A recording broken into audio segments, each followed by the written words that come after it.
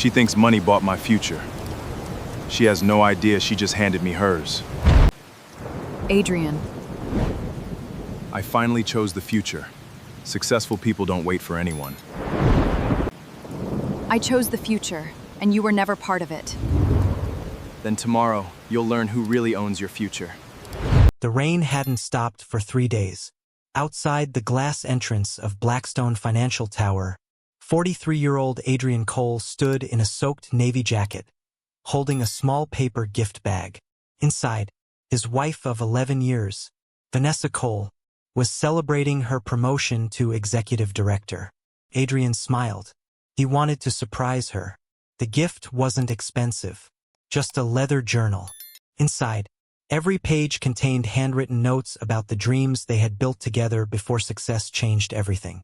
But before he could walk inside, a security guard stepped in front of him. "I'm sorry, sir. You're not on today's guest list." Before Adrian could answer, the revolving doors opened. Vanessa walked out, wearing a white designer suit, diamond earrings, and standing beside Ethan Sterling, the 48-year-old billionaire CEO of Sterling Capital. She stopped, looked at Adrian, then quietly sighed. "You actually came." Adrian smiled. "I thought we'd celebrate together." She looked at the paper bag in his hand, then at Ethan's luxury Rolls-Royce waiting outside. A faint smile crossed her face. "I've already chosen the life I want." She slowly removed her wedding ring, placed it inside the paper gift bag, and whispered, "I spent years building my future. I can't spend the rest of my life carrying yours." Several executives watched. Someone discreetly started recording. Ethan smirked. "You should let successful people move forward." Adrian looked at both of them, then simply nodded. "I hope one day you understand what success really costs." He turned, walked away into the cold Seattle rain, completely unaware that less than 15 minutes earlier, a federal judge had signed the final approval transferring control of Northbridge Asset Trust, the quiet investment company that secretly owned controlling shares in Sterling Capital, the same billion-dollar empire Ethan believed he ruled. And by tomorrow morning, the husband they had both dismissed would legally become the largest shareholder in the company that had just stolen his wife. Seattle's waterfront disappeared beneath another curtain of rain. Gray clouds covered the skyline while ferries crossed Elliott Bay, their horns echoing across the cold morning. Inside a modest brick building only a few blocks from the harbor, 43-year-old Adrian Cole unlocked the door to a small consulting office. The brass sign outside simply read, "Cole Strategic Advisory." No glowing logo, no luxury lobby, no reception desk filled with expensive artwork. Just 3 offices, a conference room, and a business built quietly over 12 years. Adrian believed successful people didn't need to announce their success. They simply built it. Inside, his longtime assistant, Maya Brooks, placed a folder on his desk. "Morning, Adrian." "Morning." She handed him the day's schedule. "Northbridge requested another confidential meeting." "I'll be there. The legal documents are ready." He nodded once. "No media. No announcements." Maya smiled. "I already told them." She had worked beside Adrian for nearly 8 years. She understood one thing better than anyone. He hated attention. His greatest victories were always invisible. Across downtown Seattle, glass elevators climbed toward the executive floor of Sterling Capital headquarters. Employees hurried through marble hallways carrying expensive laptops and fresh coffee. Inside the executive boardroom, Vanessa Cole stood before 20 senior investors. 40 years old, elegant white tailored suit, diamond necklace, confident smile. Everything about her reflected ambition. A giant presentation ended behind her. Applause filled the room. The chairman stood first. "Outstanding work. Our quarterly growth exceeded every expectation." More applause followed. Vanessa smiled proudly. Every promotion had brought another luxury dinner, another magazine interview, another invitation into Seattle's wealthiest circles. Every promotion also created another quiet distance between herself and Adrian. After the meeting, the executive floor emptied. Only one person remained. Ethan Sterling, 48 years old, founder and CEO of Sterling Capital. Perfectly tailored charcoal suit, luxury Swiss watch, the confidence of a man who believed the world belonged to him. He slowly approached Vanessa. "You've earned tonight." She smiled. "The promotion?" He nodded. "And something more." She looked curious. "The board approved your partnership package." Her eyes widened. "You mean you'll become one of us?" She almost couldn't believe it. For years, she had dreamed of entering this world. Power, influence, private investment circles, people whose names appeared on skyscrapers. Ethan watched her carefully. "I always invest in people with vision." Their eyes met for a moment longer than either intended. Several employees noticed. Nobody said anything. Meanwhile, Adrian spent his afternoon somewhere completely different. Instead of luxury offices, he visited a family-owned manufacturing company outside Seattle. The owner looked exhausted. "I don't know how we'll survive another year." Adrian quietly reviewed the financial reports. After several minutes, he closed the folder. "Your business isn't failing." The owner looked confused. "It isn't. No. You've simply been making decisions for next month, instead of the next 10 years. The older man sighed. "I can't afford expensive consultants." Adrian smiled. "I'm not charging you." The owner stared at him. "Why?" Adrian stood. "Because someone once helped me when I couldn't afford help." Before leaving, he quietly handed the man a complete recovery plan. Without asking for recognition, without asking for payment. That was simply who he was. Late that afternoon, rain continued falling across Seattle. Adrian stopped at a small leather workshop tucked between two old buildings. The elderly craftsman smiled. "Finished just in time." He carefully handed Adrian a beautifully handcrafted journal. Dark brown leather, their wedding date embossed in gold. Inside, every page contained handwritten memories. Their first apartment, their first camping trip, the day Vanessa accepted her first promotion, the nights they dreamed together while eating cheap takeout because they couldn't afford restaurants. Adrian gently smiled. Tomorrow marked 11 years of marriage. He hoped this gift would remind her that happiness had existed long before luxury entered their lives.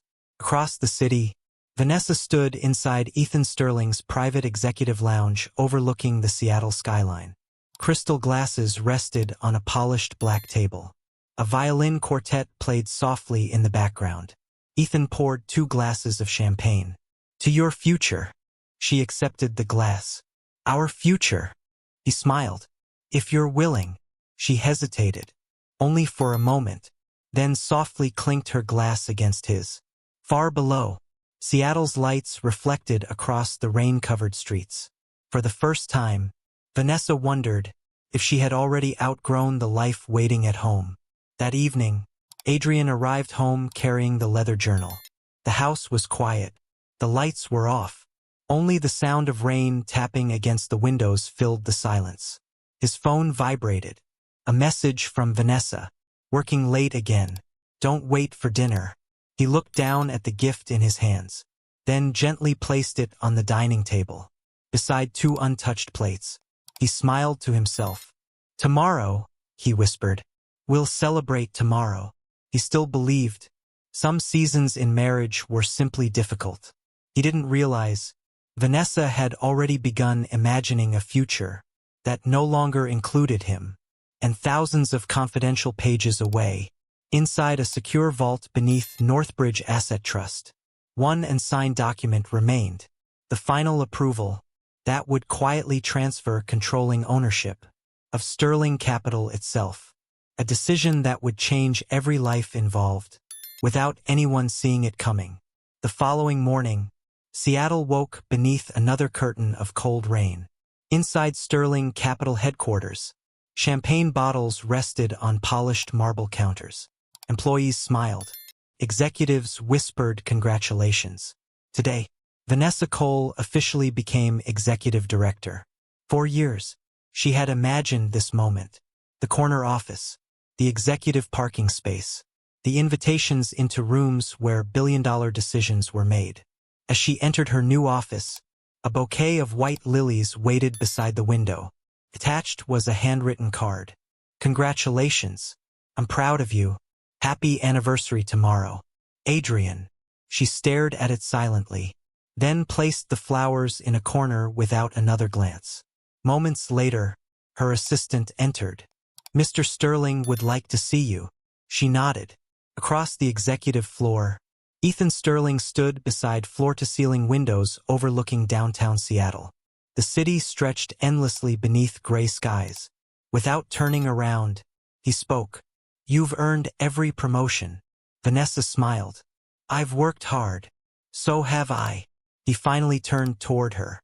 "But success demands choices." She frowned slightly. "What kind of choices?" He stepped closer. "The people who help us grow, and the people who keep us standing still." Silence settled between them. He didn't mention Adrian. He didn't need to.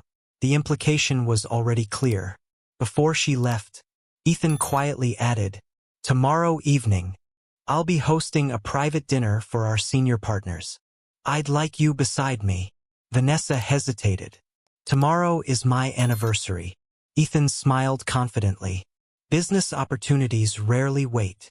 She didn't answer, but deep inside, the decision had already begun. Meanwhile, Adrian spent his morning somewhere entirely different. He arrived at a children's wildlife education center outside Seattle. Dozens of elementary students waited excitedly. He unpacked cameras, nature photographs, bird feathers, animal tracking maps. For nearly 2 hours, he taught children how to recognize eagle nests without disturbing them. One little boy raised his hand. "Mister, why do you help animals?" Adrian smiled. "Because strength isn't measured by what you can control. It's measured by what you're willing to protect." The children applauded. None of them knew. The quiet man teaching wildlife conservation regularly advised investment firms managing billions of dollars. He preferred it that way. That afternoon, Maya Brooks entered Adrian's office carrying another confidential folder. "They're ready." Adrian looked up. "The board." She nodded. Northbridge scheduled the final approval for tomorrow morning. He slowly opened the file. Inside were documents transferring controlling ownership of Northbridge Asset Trust into his name. One signature remained. Maya smiled. "You've spent 7 years building this. No one even knows." Adrian quietly capped his pen. "The best foundations are built underground." She laughed softly. "One day, people will finally understand." He gently closed the folder. "I hope they never have to." Across Seattle, Vanessa stepped inside an exclusive designer boutique. She tried on an elegant ivory evening gown. The sales consultant smiled. "It looks perfect." Vanessa admired herself in the mirror. Luxury suddenly felt normal, necessary, expected. Her phone buzzed. Adrian calling. She stared at the screen. After several seconds, she pressed decline. Instead, she sent one short message. "Running late. Don't wait for me." That evening, Adrian carefully prepared dinner. Candles, fresh pasta, her favorite dessert. The leather anniversary journal rested beside her chair. 7 o'clock passed, then 8. By 9, the candles had almost burned out. His phone finally vibrated. A message from Vanessa. "Having dinner with executives.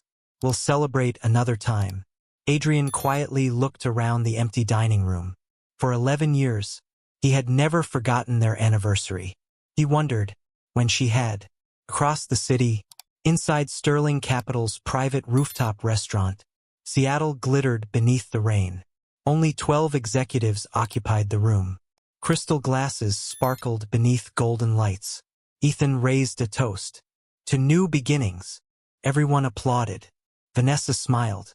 For the first time, she felt accepted by the people she had spent years trying to impress. Halfway through dinner, one executive joked, "You and Ethan make a remarkable team." Several guests laughed. Neither corrected him. Outside, rain continued falling across Seattle.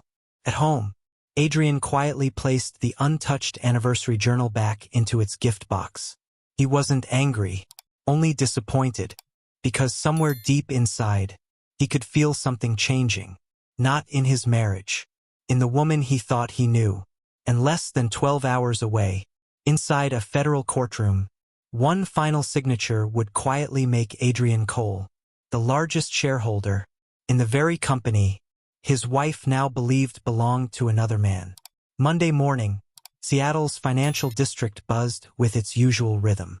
Business leaders hurried into skyscrapers. Television crews reported market updates. No one noticed. Inside a quiet federal courtroom, one signature had just changed the future of Sterling Capital forever. At exactly 9:12 a.m., Judge Eleanor Grant reviewed the final probate documents. She looked toward the attorneys. All conditions have been satisfied. The transfer is approved. Pens touched paper. The final signature was made. Without applause, without reporters, without celebration, Adrian Cole officially became the controlling shareholder of Northbridge Asset Trust, the same investment trust that quietly owned 54% of Sterling Capital. 3 attorneys shook Adrian's hand. One smiled. "Congratulations, Mr. Cole. You now control one of the largest investment portfolios on the West Coast." Adrian simply nodded. No press conference. No announcement. The attorney looked surprised. Most people would celebrate. Adrian calmly closed the leather folder. "I've never built anything to impress strangers." Across downtown Seattle, Vanessa had no idea. She entered Sterling Capital wearing another elegant designer suit. Employees congratulated her. The promotion had become the talk of the building. Inside her office, she found another gift. The leather journal Adrian had prepared for their anniversary. A note rested on top. "I thought this might remind us where everything started." She slowly opened it. The first page held a faded photograph. Their tiny apartment, a second-hand couch, a pizza box serving as a coffee table, both of them laughing. Another page, their first road trip, camping beneath the Olympic Mountains. Another, the day they signed the lease on their first apartment. Every page carried one handwritten sentence. "We were never rich, but we were always enough." For a brief moment, Vanessa felt something tighten inside her chest. Then, her assistant knocked. "Mr. Sterling is waiting." She quietly closed the journal and left it behind. Meanwhile, inside Northbridge's private boardroom, Adrian attended his very first meeting as chairman. Around the table sat 12 directors, investment bankers, corporate attorneys, retired CEOs. One elderly board member smiled. "We've been waiting years to finally meet you." Another added, "Richard Dawson always believed you were the only person capable of protecting what he built." Adrian looked around the room. "I didn't come here to chase bigger profits. I came here to protect long-term value." The directors exchanged approving glances. He continued, "No reckless expansion. No unnecessary layoffs. No decisions that reward shareholders today, while hurting families tomorrow." Silence filled the room. Then, every board member applauded. For the first time in years, Northbridge had a leader, not just an owner. At the exact same moment, Ethan Sterling stood before his own executive board. He smiled confidently. "Our expansion into California begins next quarter." The chief financial officer nodded. "Everything looks perfect." Then, the company's general counsel quietly entered. He carried a sealed envelope. "Excuse me, Mr. Sterling. This arrived from Northbridge." Ethan barely looked up. "Leave it." The attorney didn't move. "I think you should read it now." Ethan frowned. He opened the envelope. Inside, only one document. Notice of change in controlling ownership. His smile slowly disappeared. He read the name twice. Chairman, Adrian Cole. The room became completely silent. "What is this?" The attorney swallowed. "Northbridge changed ownership this morning." Ethan stared at him. "Who authorized it?" "A federal court." He slammed the folder shut. Find out everything. That afternoon, news quietly spread through Seattle's financial community. Investment firms began making phone calls. Banks requested meetings. Corporate lawyers searched public records. One headline appeared across an industry website. Confidential Investment Trust appoints new chairman. No photograph, no interview, just one name, Adrian Cole. Vanessa glanced at the article during lunch.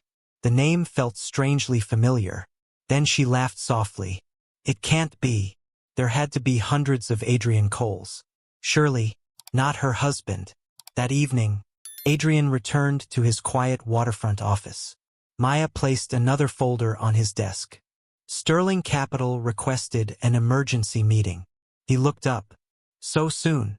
They're worried. He calmly smiled. They should be curious, not worried. Maya hesitated.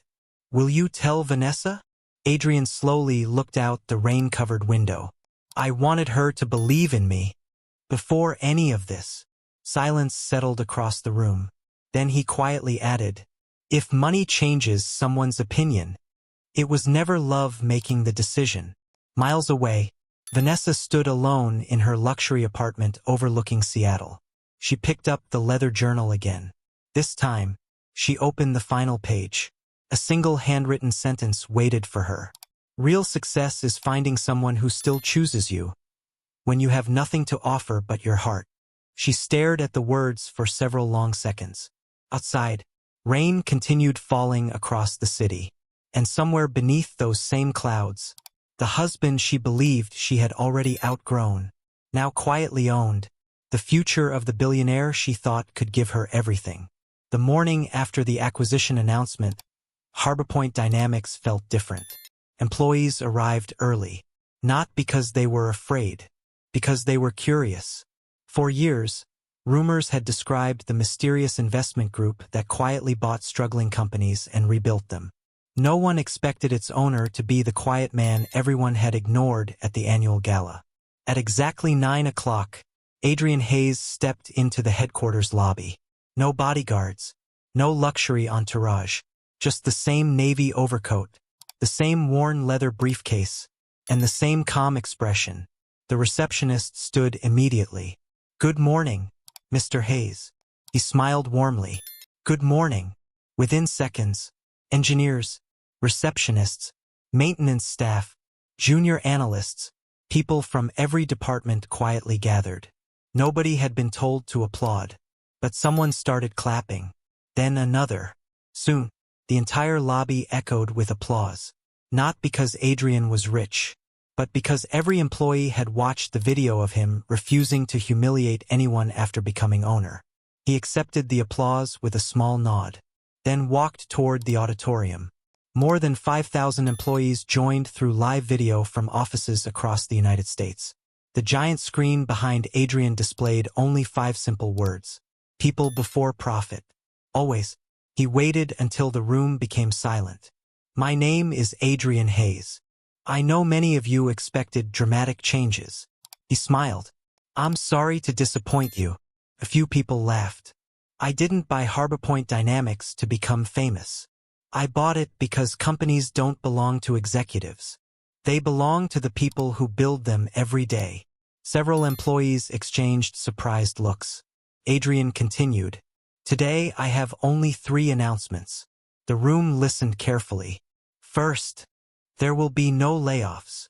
Applause erupted. He waited. Second, every employee, from janitors to senior executives, will receive expanded profit sharing beginning next quarter. The applause became even louder. And third, he looked across the auditorium. No one in this company will ever be judged by the suit they wear, the neighborhood they live in, or the car they drive. They'll be judged by one thing, the way they treat people. The room exploded into a standing ovation. At the back of the auditorium, Elena stood quietly. Tears filled her eyes. She remembered every moment she had wished Adrian looked more successful. Every dinner where she had apologized for his simple clothes. Every party where she introduced him with hesitation. Now she finally understood. He had never lacked success, only the desire to advertise it. That afternoon, Marcus Sterling knocked on Adrian's office door. "May I come in?" "Of course." Marcus stepped inside carrying a thin folder. "I've signed my resignation." He placed it on the desk. "I assumed you'd want a fresh start." Adrian looked at the envelope, then slowly pushed it back. "I'm not accepting it." Marcus frowned. "You aren't. I didn't buy Harbor Point to collect trophies. I bought it to build something stronger." Marcus remained silent. "You built this company. You also made mistakes. We all do." Adrian stood. "What matters is what we do after realizing them." Marcus slowly lowered his eyes. "For the first time, I think I understand leadership." Adrian smiled. "It usually arrives quietly." The two men shook hands, not as rivals, but as professionals choosing respect over ego. Weeks passed. Harbor Point changed. Employee turnover dropped to the lowest level in company history. Customer satisfaction reached record highs. Innovation increased because people stopped working out of fear and started working with purpose. Financial magazines called it the Harbor Point miracle. Adrian never accepted interviews. Instead, he spent Fridays visiting regional offices, remembering names, listening more than speaking, helping interns carry boxes, eating lunch with maintenance crews. The employees stopped calling him the owner. They simply called him Adrian. Across Seattle, Elena quietly rebuilt her own life. She resigned from every luxury charity board, sold the designer handbags she once believed defined success, accepted a position with a nonprofit organization helping women restart careers after divorce and financial hardship. The salary was modest. The office was small. But every evening, she went home feeling useful. For the first time in years, she stopped chasing appearances and started chasing purpose. One rainy afternoon, she mailed Adrian a handwritten letter, not asking for another chance, not asking for forgiveness, only saying one sentence: "Thank you for showing me the difference between success and significance." Weeks later, a small envelope arrived in return. Inside, only one handwritten reply: "I hope you build the life that makes you proud." Nothing more, nothing less. She smiled through quiet tears, because she understood. Some relationships end, not because love disappears, but because life teaches different lessons. 1 year later, Harbor Point Dynamics announced its best financial results in company history. Employee scholarships expanded across the country. Veteran hiring programs doubled. Young entrepreneurs received grants through the Hayes Opportunity Initiative. Every new office displayed the same inscription near its entrance: "Character outlasts wealth." Visitors admired it. Employees lived it. One cool autumn evening, Adrian stood alone on a wooden pier overlooking Puget Sound. The setting sun painted the water in shades of gold and crimson. His phone buzzed. A message from his younger sister: "Mom's making your favorite apple pie. Don't be late." He smiled, locked the phone, picked up the same old leather briefcase he had carried for years, and walked toward his aging pickup truck. Because the greatest victory had never been proving anyone wrong. It wasn't becoming richer than the people who doubted him. It wasn't owning the company everyone admired. His greatest victory was becoming the kind of man who never needed wealth to know his own worth.